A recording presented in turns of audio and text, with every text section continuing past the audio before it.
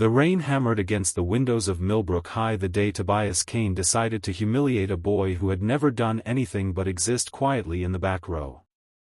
His name was Ezra Whitlock, and he wore the same gray jacket every single day, not because he liked it, but because it was the only one he owned.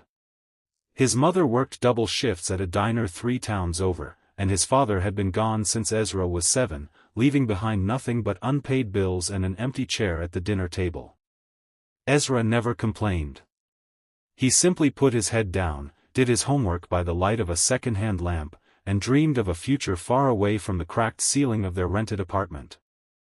Tobias, on the other hand, was the son of a real estate mogul, the kind of boy who wore watches that cost more than Ezra's mother made in a year. He had never been told no in his life, and somewhere along the way, that had curdled into something ugly. That morning, in front of the entire cafeteria, Tobias knocked Ezra's lunch tray to the floor, spilling the only hot meal Ezra would eat that day, and laughed as he called him "Charity Case," loud enough for everyone to hear. The room erupted in laughter. Ezra knelt down, gathered the mess with trembling hands, and said nothing.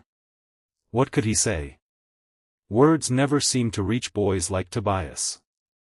If this story is already stirring something in your chest, hit that like button, drop a comment about a time kindness changed your life, share this with someone who needs a little hope today, and subscribe to Hope and Wisdom if you believe people deserve second chances. Now, let's continue. The bullying did not stop there. Over the following weeks, Tobias found new ways to remind Ezra of the distance between their worlds. He mocked his shoes, held up his phone to record Ezra eating alone, and once, cruelly, offered him $100 bill in front of a crowd, asking him to dance for it like a street performer. Ezra walked away that day with his jaw clenched so tight it ached, tears burning behind his eyes that he refused to let fall.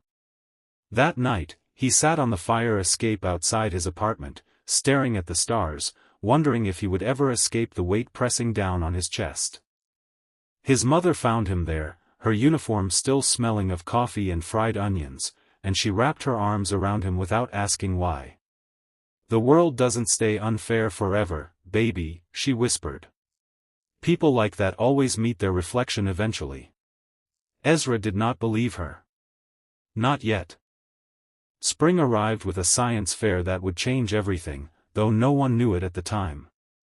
Ezra had spent months building a water filtration model using scraps from a junkyard, inspired by watching his neighborhood struggle with contaminated pipes the city refused to fix. It was crude, held together with duct tape and old plastic bottles, but it worked, purifying filthy water into something clean enough to drink.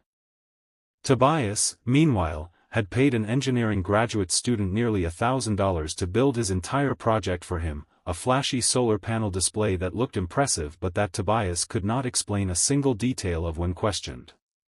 When the judges, a panel that included an actual environmental scientist from the state university, tested both projects side by side, Ezra's filtration system pulled clear water from a jar of mud while Tobias fumbled through vague answers about circuitry he did not understand. The gymnasium fell silent as the scientist praised Ezra's ingenuity, calling it the most resourceful project she had seen from a high schooler in years. Tobias stood frozen, his face burning red, as classmates who had laughed at Ezra weeks earlier now turned to stare at him instead. The unraveling did not stop with one afternoon of embarrassment. A local news station caught wind of the story, drawn to the tale of a boy who built clean water technology out of garbage to help his struggling neighborhood. Cameras arrived at Ezra's apartment, and for the first time, people saw the peeling paint and second-hand furniture not as something to mock, but as the backdrop of quiet resilience.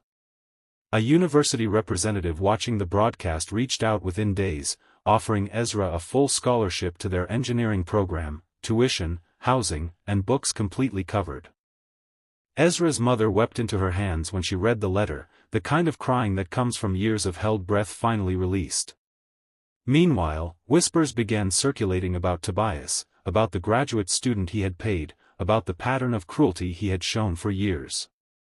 The private school that had tolerated his father's donations for so long finally suspended him after 3 other students came forward with their own stories. His father, furious and humiliated in front of his business partners, cut off Tobias's allowance entirely, forcing him, for the first time in his life, to understand what it felt like to want something and not simply be handed it. Months later, in a twist nobody expected, it was Tobias who approached Ezra outside the gymnasium where it had all unraveled.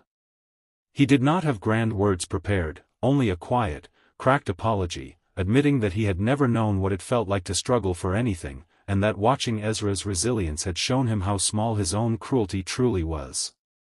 Ezra, surprising even himself, did not turn away.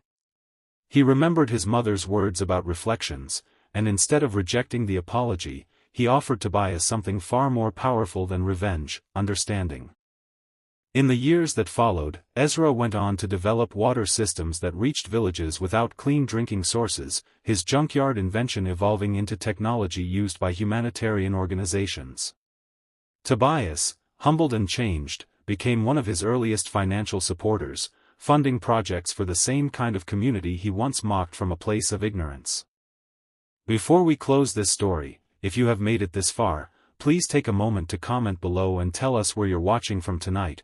It means more than you know to see where this story reaches. If this story touched even a small piece of your heart, please consider liking this video and sharing it with someone who needs a reminder that kindness always finds its way back around.